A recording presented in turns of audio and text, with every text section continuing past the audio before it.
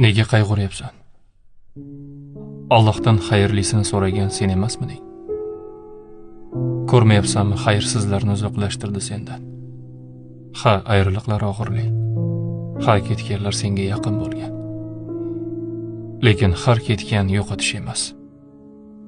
Ba'zida ketishgani hayotingga Allohning bergan eng katta hadyasi bo'ladi. Chunki ba'zilar sen bilan qolganida yo'lingni to'sardi, qalbingni zararlardi, balki orzularingga yetkazmasdi. Alloh seni yomonlikdan o'z yo'li bilan saqlayapti. Sen esa shunchaki yo'qotdim deb o'ylayapsan. Unutma, rizqing ham, rishtang ham, baxting ham senga tegishlisi hech qachon chetda qolmaydi.